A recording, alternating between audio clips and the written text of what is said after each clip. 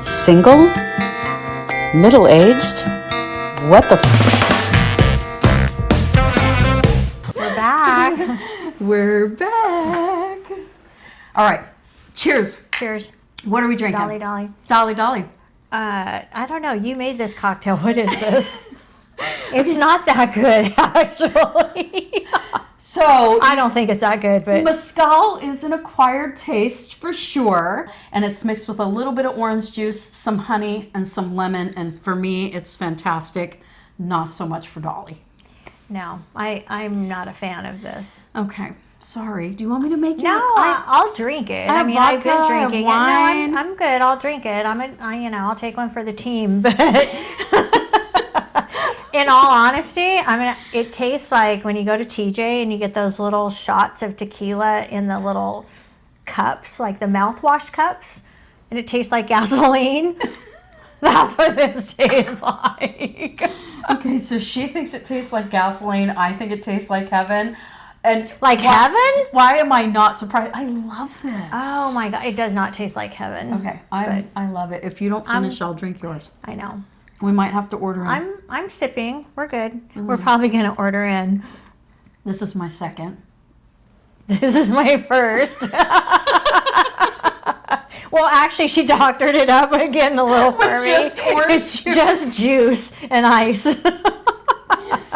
I'm still getting buzzed though. I know, I'm getting a little Doesn't tipsy. take much. Mezcal is it's very strong. That Very must be strong. why. That must be why. So we took a little break. We did. We haven't done a podcast in, what, a month? A month and 3 weeks. Yeah, because, yes. So, today we're not going to be talking about amazing sex or bad sex Any sex. or any sex at all. At all. We're going to be talking about something else that's really real in our lives, because sometimes we face situations that so many of us are facing today with this pandemic, with COVID, with everything that's going on in the world. There's so much going on in the world, and it affects us. It has affected us all, and I think it affected us different in the beginning, and it affected us all differently a few months in, and now it's affecting us in other ways, and there's other things going on in our lives that all combined. Sometimes, guess what? It just fucking knocks us off our ass. And I think we need to talk about that. I think we need to be real about how this has affected us. Why haven't we done a podcast in a few weeks? Because we needed to take a break in order to process some things that are going on in our lives. And I think it's really important that we just be super open and honest about that and just talk about it.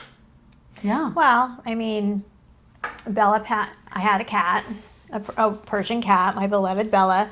She passed away on September 1st, and I took a nosedive. The pandemic and just everything that's going on, I got furloughed. First the pandemic happened, then I got furloughed. Then unemployment, the whole dynamic of that changes. I'm worried, am I going to get my job back? Am I going, when unemployment stops, are they extending it to the end of the year? Should I be looking for another job? There's no jobs in my industry, what I do specifically. So do I need to move? And my niece lives in San Antonio, Texas, so I thought about that. But then I've got elderly parents who I can't leave. So all this is going on, and then my cat got sick. She had complete kidney failure, and I had to put her down. And that sent me over the edge. Yeah. I had her for 12 and a half years, and hardest decision I've ever had to make and or do. I did it with a pet hospice, so, it was done very loving. She died in my arms. I kept her out in her little pink box for a while because I wasn't ready to bury her yet, but I buried her the next day. But, and I buried her in the yard, and I have she's got a little cross and a rock, and I put flowers out there for her. It really hit me.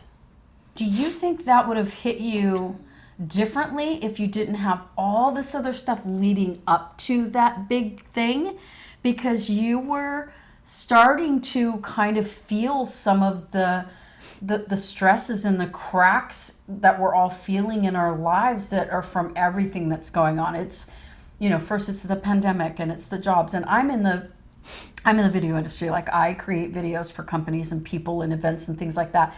Events went away overnight. Like $20,000 a month literally disappeared overnight for me, like for my company. And I had to let family members go. Like, I had to let my brother go because there wasn't anything to film anymore. And I had to shift my business a little bit. And good thing that I was already shifted prior to the pandemic to, producing and filming and doing podcasts.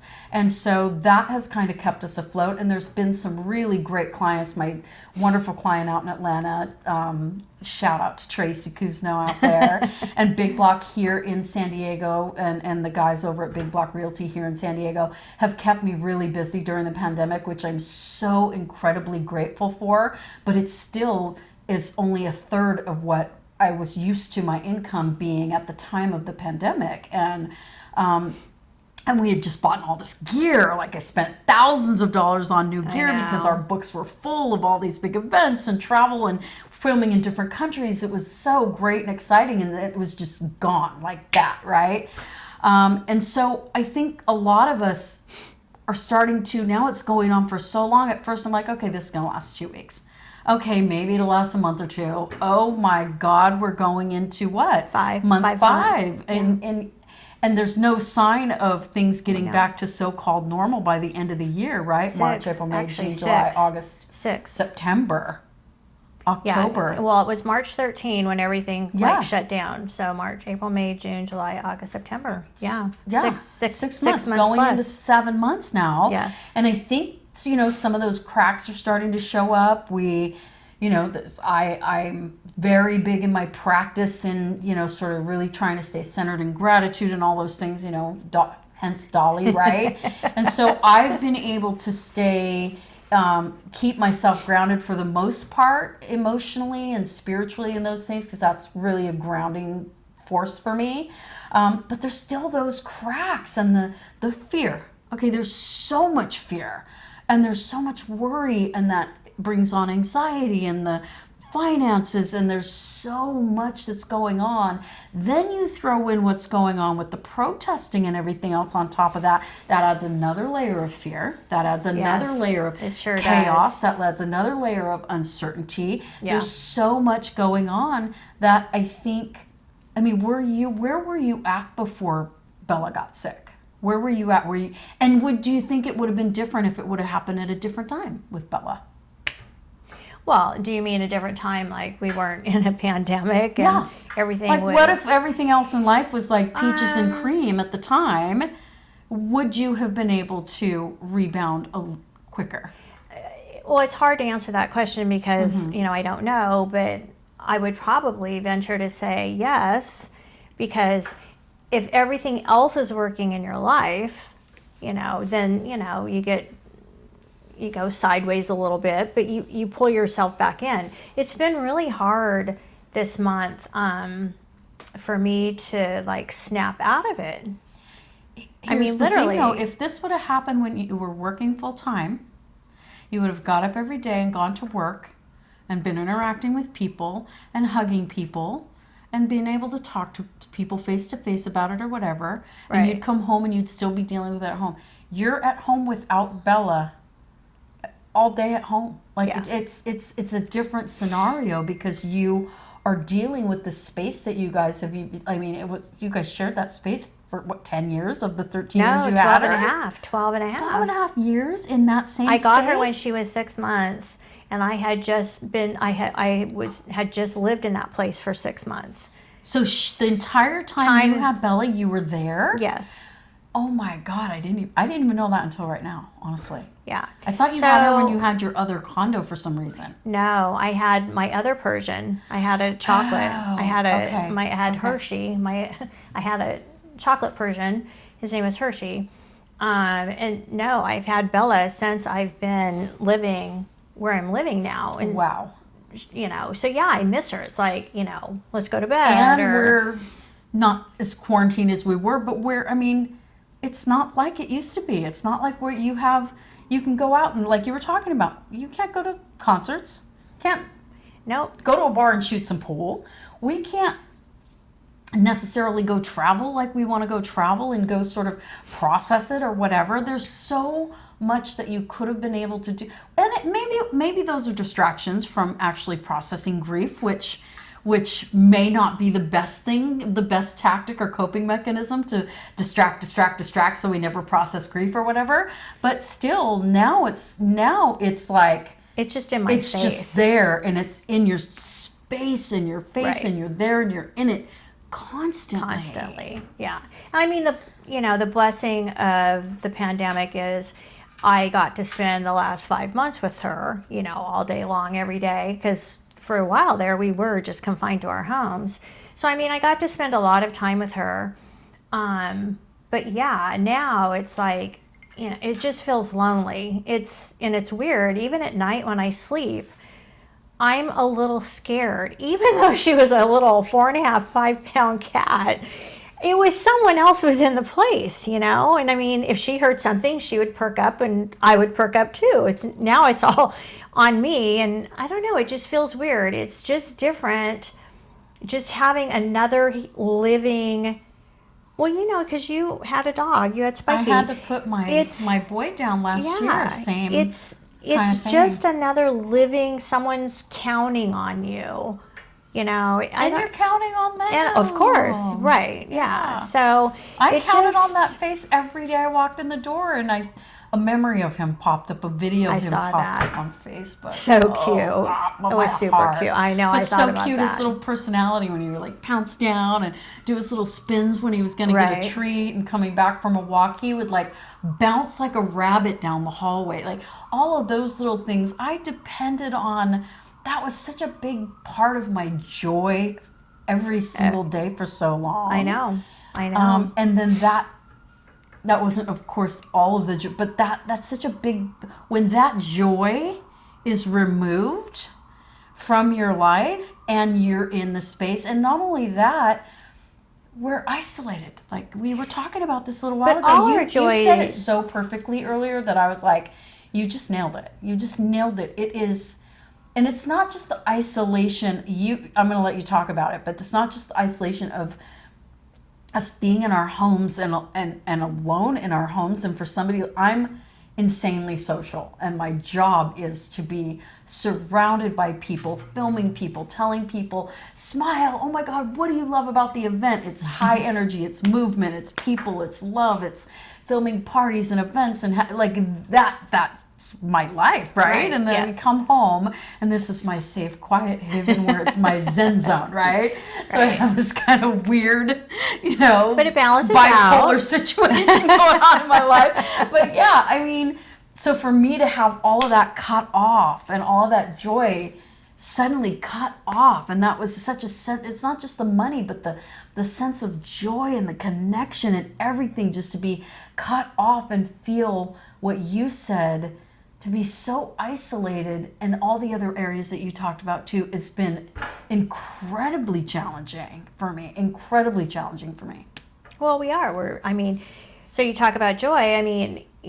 She gave me joy in a world of the last 5-6 months where there hasn't been a lot of joy. Everything's been taken away from us.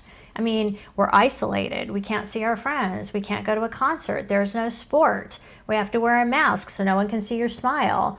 If you wear a mask and sunglasses, no one knows anything that you're doing. And I was even saying, just walking across a grocery store parking lot and somebody stops to let you go, normally you would mouth thank you, and they see that, and off you go. When you got a mask on, they have no idea what you're saying. So I'm like sitting there like waving, like thank you, because and no one hugs. You can't hug anybody. You can't touch anybody. It's just so, It's not It's- physically isolating. It's very emotionally It's emotional. isolating. There's no joy. Everything's been taken away. I just feel like, we can travel, like you said. Yeah, you can kayak. I mean, there's things that we can do. There are things that we can do. I've been out and about and like way more than you have. Yeah. So you haven't experienced pandemic life the way that I have, which is another really interesting dynamic too. Like, not everybody is having the same pandemic experience as everybody. Everyone's experiencing this on such different levels that it makes it, like I was saying earlier about the complexity of the United States and so many cultures being very, very socially complex because of those things. But it also makes this a very complex situation because not everybody's experiencing it sort of the same way. You know what I mean? Some people are still able to go to work because it's essential and it hasn't affected their life really at all. And then there's other people who have been, their business, their life, their livelihood, everything has been completely decimated. Right. Decimated. Yeah. Yeah. I don't know. And so how has the isolation, talk about the isolation. How has that impacted you? Like, what has that done how has that affected you? It's paralyzing. I literally want to go from my bed, not want to, I actually do. I go from my bed to the couch. And I think, maybe I should get up, take a shower, run to Aaron. And then I'm like, I could do that tomorrow. Let's just pile them all up for one day and just go out one day. It's like, and you're an extrovert, I'm an introvert, so we are definitely experiencing it differently. I withdraw. That's how I am. When I'm sad, I'm depressed, I just withdraw and shut everybody out and down, and I sulk in it.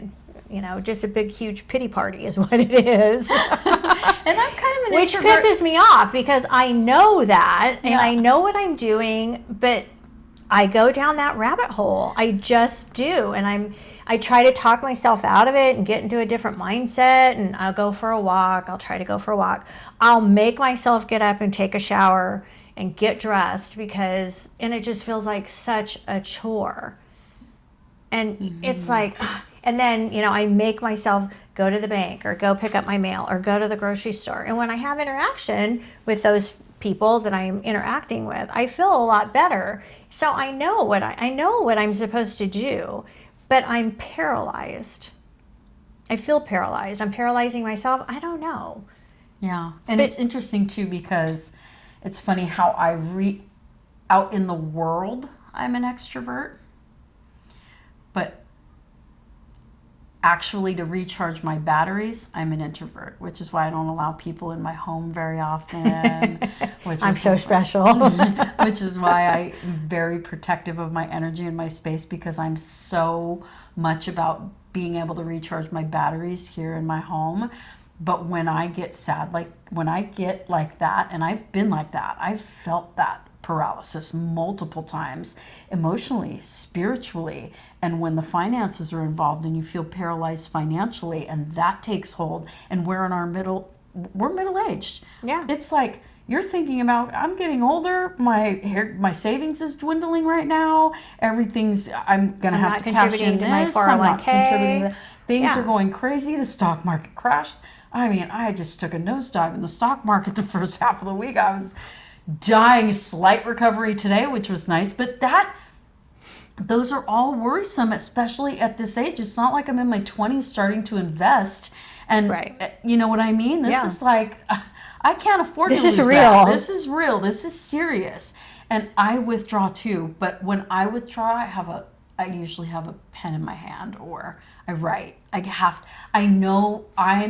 I creatively know I need to get it out of my bloodstream. And the way that I talked about it when I wrote my book, I think I actually wrote this in my book, but I wrote this when I was writing the book. I said, I need to give these thoughts and all of this a home outside of my mind. I need to let this live somewhere else besides here. And if I put it down on paper, I am taking it from here and I'm giving it another home somewhere else, to have a life somewhere else instead of inside of me, to poison me or to bring me down or to whatever, right? And so that is my process when I get really down. And so I know that you may not be a writer or whatever, but people have to cope and find different ways to cope in different ways. And I just, maybe we have to look at different ways that are going to work for you to cope, including shopping, because we just recently talked about Terry's next steps and what she's going to be doing, her next venture that she's going to be doing, which is really fun and cool because, as you can see, she's not ready to hit the porch in a rocking chair looking like a freaking fucking frump, right? No. Like, no, she's the most stylish, could walk on the set of freaking what Beverly Housewives or whatever you call it, Housewives of Beverly Hills or any of those, and like fit right in. Like, this woman could walk in anywhere and put outfits together for people our age and be like, get off the couch, dress the fuck up, be sexy, own it, look good, you know, take an interest in the way that you're showing up in the world, even in your middle age. And I think and you're passionate about that. So I'm super excited for you. I am. So that might be your outlet. Like, I know that you're maybe looking for an outlet for your grief and the worry and the fear. And mine is writing, and mine's creativity, and mine's definitely music. Like music, air. That's me. Music, well, you need air, so that's good. Air and I need music. Like, I need them both equally, right? And same with words and poetry and anything like creative, right? And so for me, that I know that what my outlet is. So I'm really excited. We talked earlier about what your new outlet could be and how this could really be such a great outlet for you to start, you know, coming out of, you know, what has been paralyzing you. I'm excited for you.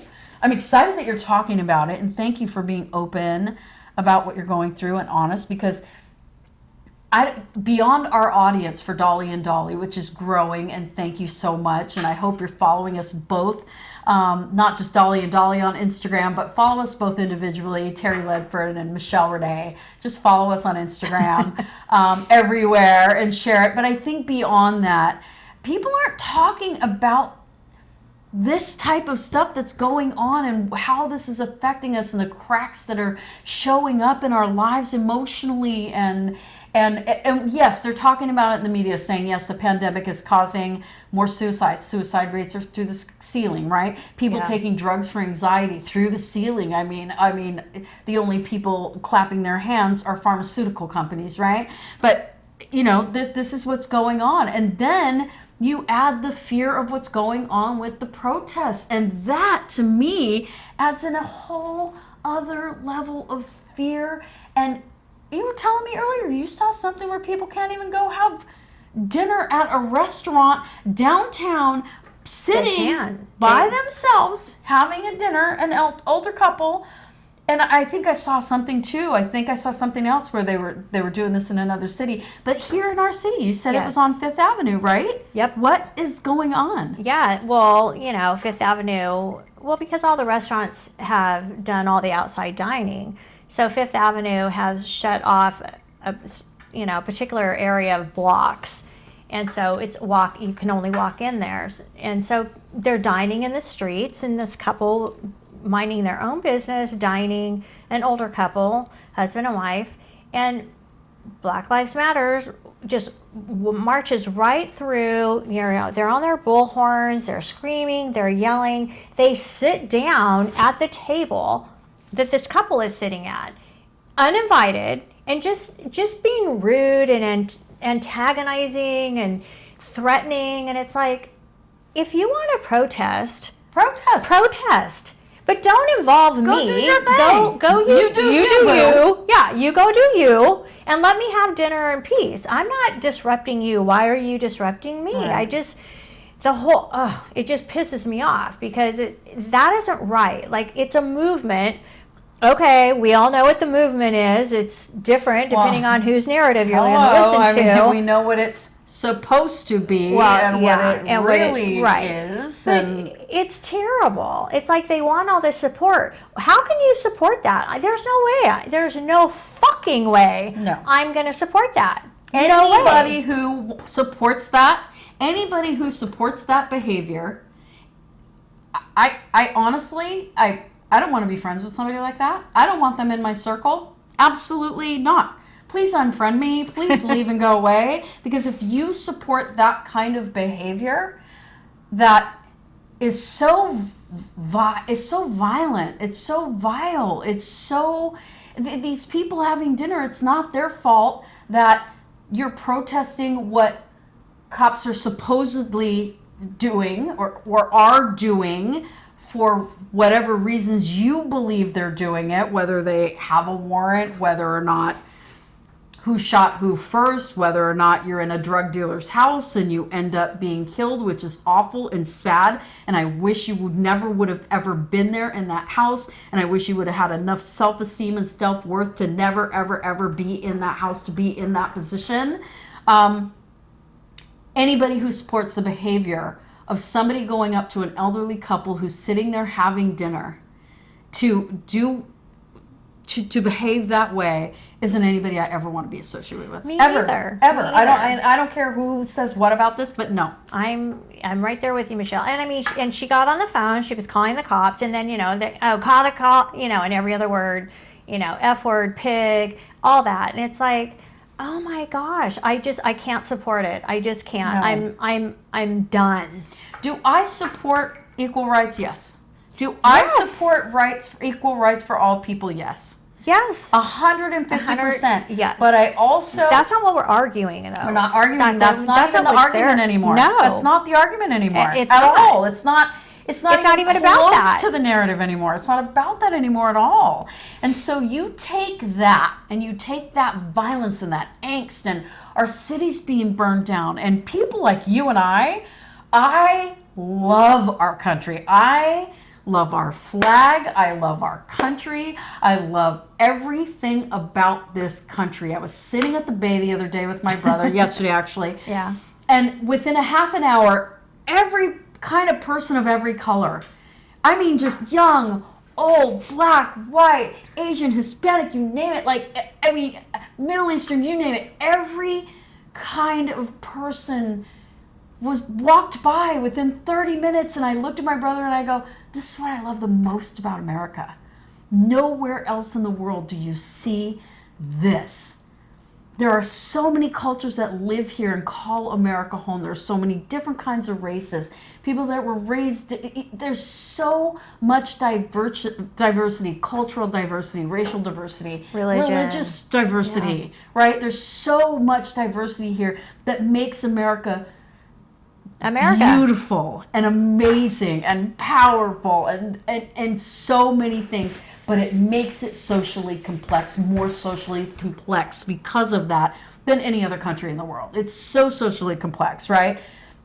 And so it does create a lot of different dynamics that a lot of other places don't necessarily deal with, right? And so we're in this place where we have all these people from all these different cultures and backgrounds and stuff, and now we have people telling us that we're supposed to feel guilty because we were born this certain color. I'm like, no, fuck all that. I don't agree with that. There's no way I'm gonna feel guilty about being born with white skin when I had no choice in that. Like, I don't even understand. The narrative is not about equal rights anymore at all. This country has come so far. We've done so much already.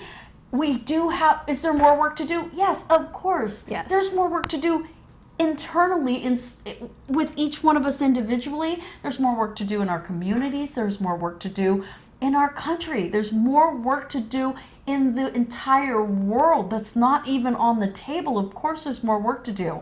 But we have come so far, right? And so I think that people that are out there that are just terrorizing our cities, for people like us that love this country, they're tearing apart our cities and our monuments and trying to wipe out our history. That adds a whole other level of angst to everything. Like right now, we were going to go have appetizers after this. And what did you say to me when I asked you if you want to come over and film tonight and then go walk and go have appetizers?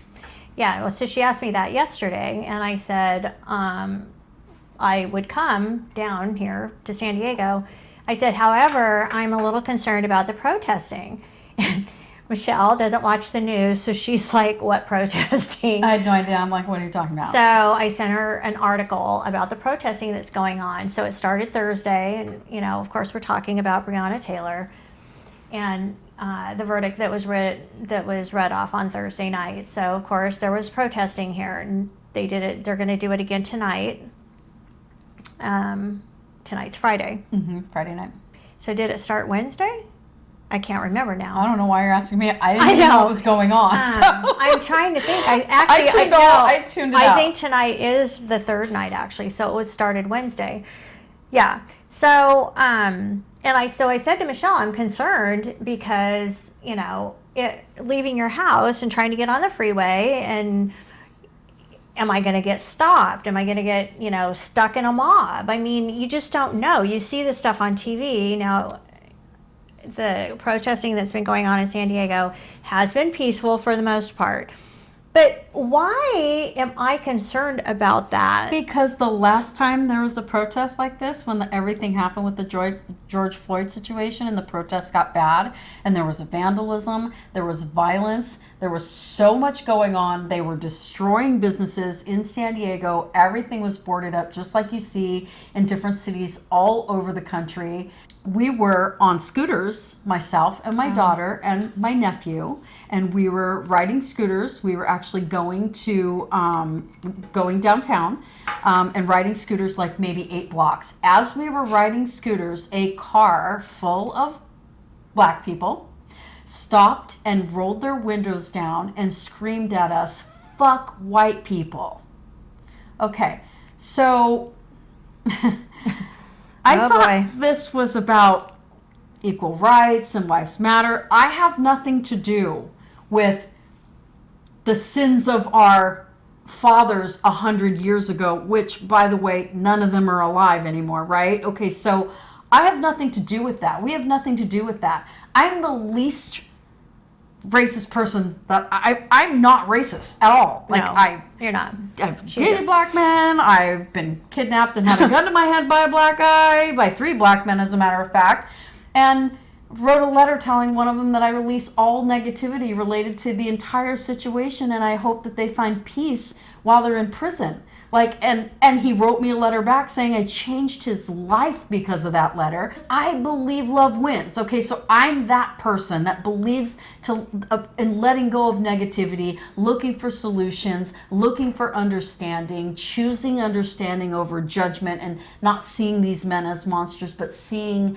them as people who lost their way. And why did they make these decisions? How did they get to the point where they felt like 3 black men had to kidnap a mom, and a single mom and a 7-year-old child, and hold us hostage and torment and torture us with guns to our heads, knees on our back, and force me to do what I had to do to save our lives. Okay, it was a crazy situation, but guess what? I have nothing but hope for them to heal and come to a place where they can understand why they did that and heal their own life and come to grips with their decision, right? I feel nothing negative towards them or any black person, and I've dated several black men since then, and I find them highly sexy. I've met several intelligent, incredible people that are black, and this is coming from somebody who grew up with a super racist dad. Like, my dad was super racist. Oh, okay. I mean, he would call flies flying around the house little niggers. My friend across the street was this black girl that I just loved her. We had the most fun. We just had a blast. I mean, her and I would just laugh, and she was a tomboy like me. And I could not tell my dad that I was friends with her. Like, it would be a bad situation. And so I wasn't allowed to be friends, but I went behind my dad's back so that he wouldn't know, because for me, it doesn't make a difference. I'm colorblind. But to have a car stop like that, not knowing anything about me whatsoever, and pull up and say, "Fuck white people," that fear added to everything else that's been going on. And afraid to go have dinner because we might have some domestic terrorist sit down at my table and threaten me and interrupt my meal is just it's unbelievable. It's very difficult to sort through all of this emotionally and spiritually, and then you have losses in our personal lives that are going on. Like my brother's has terminal cancer right now, and he's not doing well at all. This has been a super difficult week for me to be dealing with some of the things going on there. So we have personal challenges going on in the midst of all of this that no one is thinking about. No one talks about. No one's like, okay, it's just stacking up. It's stacking up. It does. It just keeps piling up. And the cracks are going to start to show, and that, I think it's happening. I think it's starting to happen, and people, I don't know if they have the coping mechanisms. People aren't talking about it. They're watching the news and believing everything on the media, and they're definitely not talking about it on the news and the media. It's not juicy enough, right? And so I'm so fucking happy that we said, let's just sit down and talk about this tonight. Let's just talk about this tonight. Yeah. Well, because I think, it's good therapy to just talk about it. Because, I'm just sitting at home, right? Yeah. Not talking to anybody or anything. So you do have to talk about it because that's the thing. Okay, I'm not going to work, so I'm not talking to anybody at work, and my friends that have their jobs are working, and and then there are a few that aren't. But no, you're right. We're not talking about this. We're just all kind of like, trying to pretend everything's normal and everything's okay, and we're all surviving. But are we? Are we actually? Are we surviving? Are we? Or are we pretending? We're pretending. And here's, I think, is a different level for you. Here's a different layer, I think, for you too. Because you, by nature, you love fashion and you love being put together. Like, you are so put together. For you to be talking about this and what you've been struggling with, no one ever would see you out and about like this and ever they would automatically assume you are skating through this just based on how you look. Right. Never, ever, ever thinking for 1 second that is she struggling? Should I ask her, are you okay? Because you look okay the second you walk in a room. And my mom used to say, what my mom used to say to me all the time? She used to tell me this all the time. And this is so true. And people probably assume this about you and me too, because the way I show up out in the world when I leave my front door, there's a switch that happens. Like, I'm on, right? I'm just on, let's go. And people assume that about me. And my mom used to say this all the time. She goes, you're the one I never have to worry about. I never have to worry about you, she used to say all the time. And I never said this out loud, but in my head, I was screaming in my head, please worry about me. Oh my God, I can't believe you just said that, because my mom and my dad both say that. They always say, we don't ever have to worry about you. Because my mom used to say it all the time, and in my head I was screaming, I was like, please wait, worry about me. What about me? Like, yeah, because my brother was sick. He was born sick. He had a blood problem and, his immune system and blah, blah. He was sick every day of his life. So, they hovered and took care of him, and I was healthy, and I was strong, and I was okay. I was over here okay. He was here sick. And yes, and I'll never I had the same thoughts. It's like, no, you need to ask me how I'm really doing, because I am putting on a front. Yeah, I walk in the door, you think I'm all put together because I'm all put together, but inside I'm screaming. Like, I'm screaming, worry about me. Yeah, I'm screaming, I'm sad, or I need help, or I'm scared, or I'm lonely, or whatever the feeling is. Right. Yeah. Or I actually am sick, but I don't want to show I'm sick because my brother's, I'm sick in a different way. Right. So that's interesting. My whole family has treated me like that she's okay. And Same. So you kind of take that on. And you know why they've done it for me? Because I'm not like you showing up put together, but I'm very have a strong personality, if you haven't noticed. And I am a go-getter. Like, I am a go-getter. Like, I just have hustle and grit, and like, I'm that is, people don't worry about me because I am resourceful and I will figure it out and I have grit and that sort of thing. I don't show up put together, but I think they assume that because I show up very strong.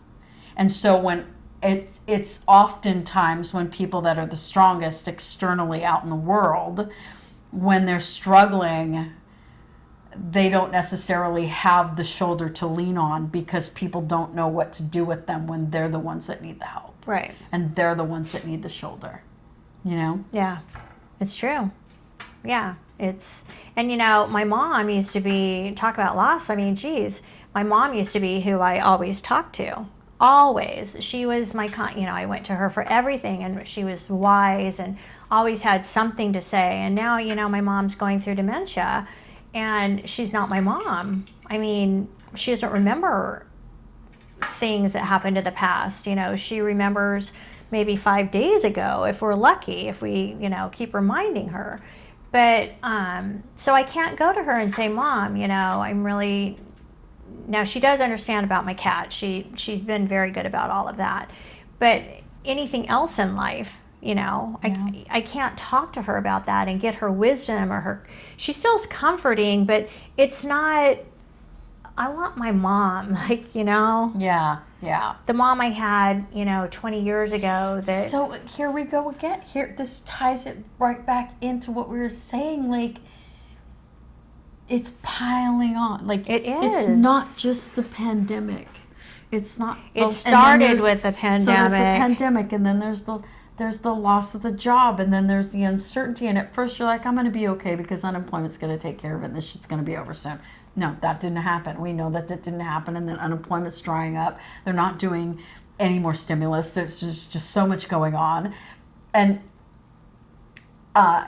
then the cat situation, and then you have your mom stuff going on. Like there's so, and then we've got the domestic terrorist situation going on, and there's so much going on that is so complex, that is churning and churning inside of us, that no one is talking about how to cope with all of this, and the fact that we need each other now more than ever. Right. And we're isolated, and we can't hug it out, and we can't see each other's expression and just get together and cry or laugh or get super drunk and dance naked. Who cares? Like, right. Just something. We're so restricted compared to before.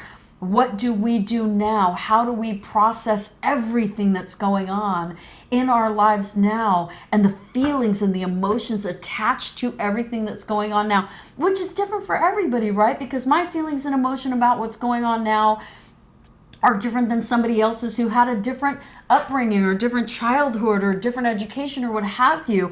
Like, but how are we talking about how do we collectively get through this, and what coping mechanisms are we using, and what do we need to do to process all of this and get through all of this in the best healthy way to come through this better instead of worse off emotionally and spiritually, and continue to love ourselves and continue to think about growth and evolution, self-evolution and understanding, right? It's not being talked about at all, which is why suicide is skyrocketing and pill popping is skyrocketing.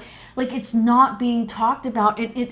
And I hate to, and it isn't normal. I don't want to use the word normal because normal is relative, right? What's fucking normal? No one really knows. What's normal for you is normal, not normal for somebody else. Everybody's normal is different. But with all of that for you, and all of that's going on with me that I'm dealing with too, that we're all dealing with, how do we deal with that when we're so fragmented as a community?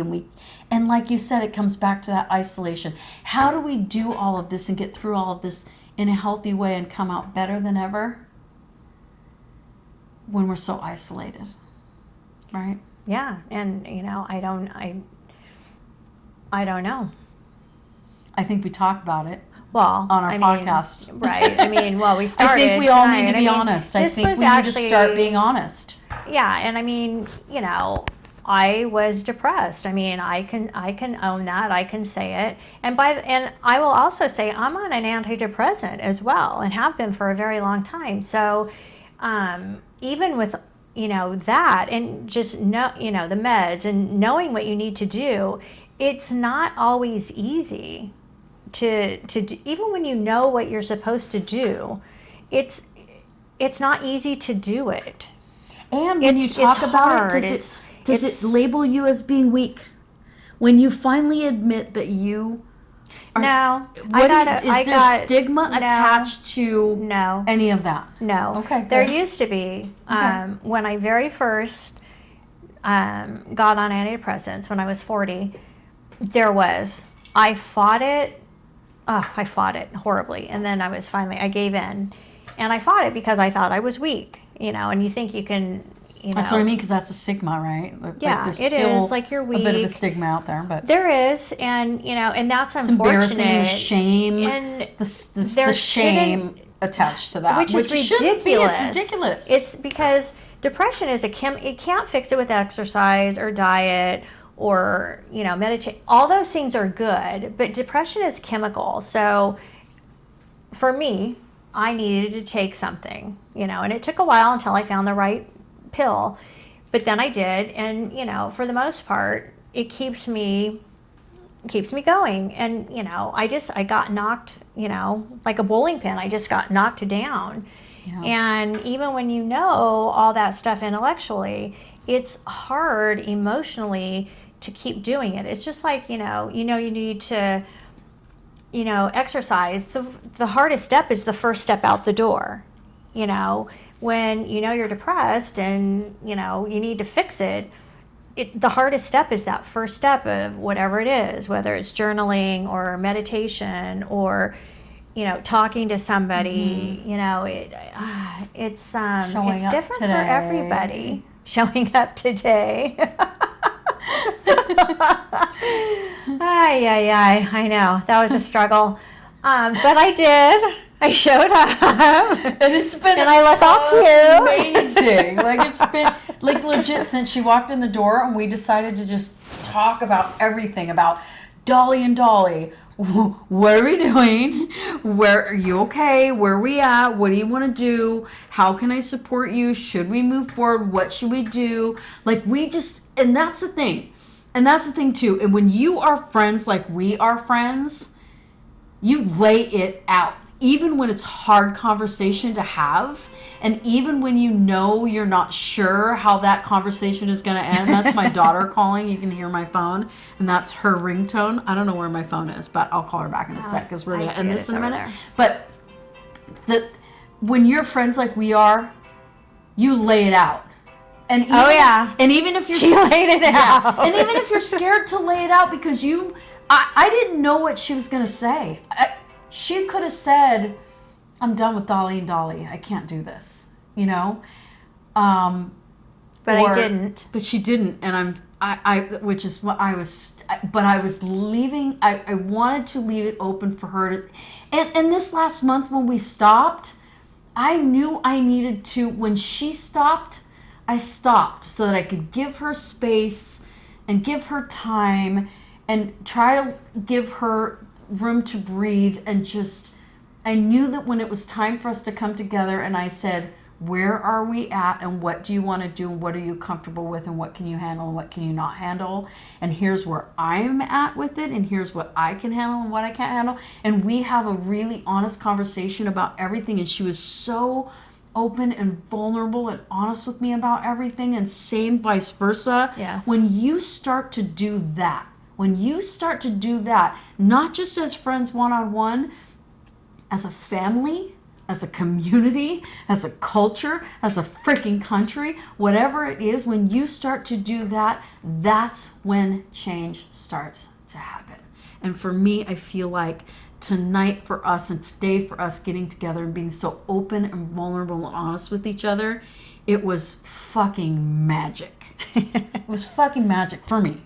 No, it was, because it opened, I mean, you know, I knew I was not playing full out, and I knew it. I checked out. The month of September, I totally checked out. I did.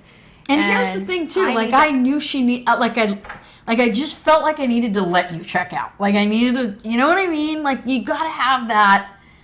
You can't be all judgy and like at first I'm like, oh fuck, you know what I mean? Oh great, here I go. I'm gonna have to carry most of the load, and then resentment kicks in, and then all kinds of other shit starts out. You can't let that get anywhere near your thought process, your relationship at all. You say, she's checking out.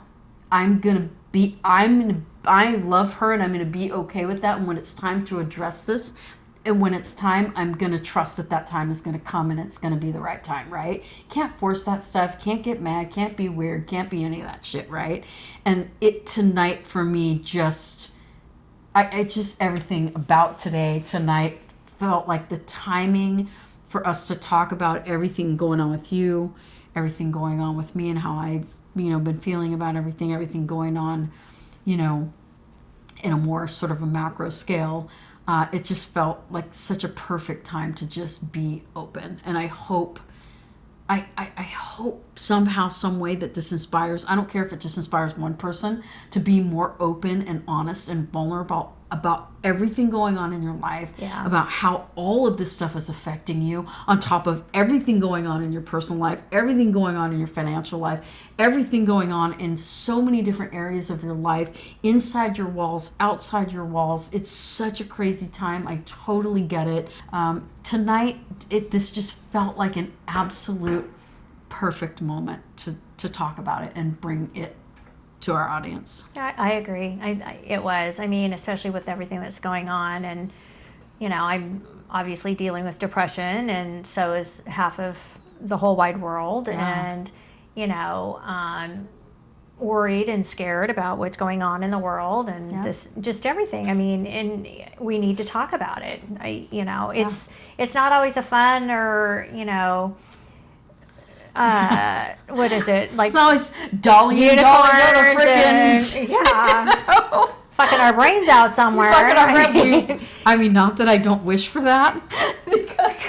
How do you do that in the pandemic? But okay, not to break the mold, but we'll talk about this on the next one. I just saw this ad. What was it called? The Premier Sucker. What? Yeah, the Premier Clit Sucker.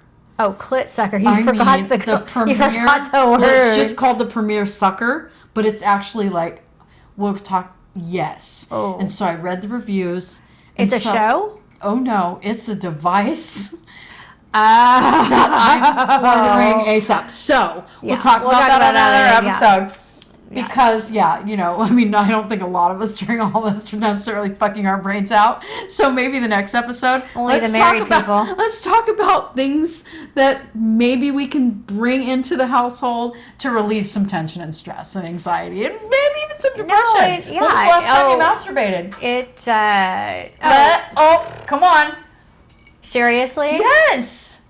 It's been more than a month. I know. I'm telling you. And it's that's funny. Gonna help with it. That's gonna help. Here's a true confession. Okay. I think about it at night, and I go, I try to get myself there. Too much work. And I'm like, I can't do it. Like, there's no way. I can't even reach over to the nightstand and pull that shit out. I'm just like, no, just go to bed. Just go to sleep. Oh my gosh. I know. I mean, I have checked out. Did. I did. I totally checked out. I'm owning it. I love that you're owning it. It's what it is. It just hit me really hard. And with all the other shit that's going on, and I keep waving over here because she has this beautiful view of downtown San Diego. I live in a high-rise on the 28th floor, and I see all of downtown and the bay and everything. It's gorgeous. And it's nighttime right now, so it's all lit up. Yeah, but of course, beautiful. I'm freaking out going, okay, so how far away is the protest from here? Because I hear a helicopter right now. So okay, see, that's not a good sign. Yeah, so I can hear the helicopters, and I can hear, I hear we heard sirens a little earlier. I hear the sirens. You'll start hearing more and more sirens. So that causes me anxiety. Like, my stomach just, did a total flip. So, and we're all on a different level. In all honesty, I don't have a lot to be worried about, right? I have a home. I have, I have a car. I have family. I have friends. I have food. I mean, I don't have a lot to be worried about, and yet I'm worried. Is it worry or is it fear? Both. Both. I actually brought clothes to spend the night tonight because if I get too freaked out about driving home, I'm going to stay here. And that's, that's a true fear. And we don't even have the unrest that some of these, like Louisville, is just going off the charts right now. And Portland and Seattle. I can't imagine those people and the fear and the angst and the anxiety and the unrest that those people are feeling. And the cops still put their uniforms on every single day and go out in that bullshit. Whoa. They're going out in it. They're getting spit on. Oh, they have families to go home to. Yes. Are there some bad cops? Yes. Is that the majority? Absolutely no fucking way. So these people have families. They have They're human beings. Are human like beings. Us. They are still trying to go bust down drug dealers' doors and get them to stop dealing drugs to kids and communities and ruin communities. They are still going out there every single day to try to do their absolute best. Because they took the oath. To protect and serve. So, and I'm going to tell you what, I know for a fact right now, if that was my job, I would be calling in sick every single day or get fired or just quit. I wouldn't subject myself to that. Man. There's no fucking way. So I support the blue 110, however much percent you want, all the way. It's because off the chart. Those people that put their uniform on and go to work every single day to be spit at, flipped off, called pig, called every name in the book, shot at, yes, mocktail cocktails. We lost our light. Yeah, all of that. We just lost our light because that's how long we've been talking. We lost our light. Our battery died. I have another battery, but we're wrapping it up anyway. Okay, let's just wrap it up. Let's wrap it up by saying, men and women in blue, we love you. Yes. We appreciate you. Absolutely. Keep it up, man. We have so My heart much goes appreciation for you. We support you 100%. We support you 150%. Anyway, we got to go because now I'm pretty sure the lighting is sucking. Yeah. And this has been amazing. And the last thing I want to say is, Dolly, thank you so much for your honesty, your vulnerability, your openness, everything. I think it has been beautiful, and cheers to hopefully this helping, inspiring, motivating other people to open up about it, talk about what they're going through, and get this freaking conversation and this narrative, this important narrative. Yeah, this is a narrative that we should be talking about. Yeah. On the map. Cheers to that. Dolly and Dolly. Dolly. Follow us. Check us out on Instagram. We have a YouTube as well, Dolly and Dolly. Find us on every podcast platform you can think of. Click, follow us, download, give us great reviews, all that good stuff. Subscribe. We will see you on the next one.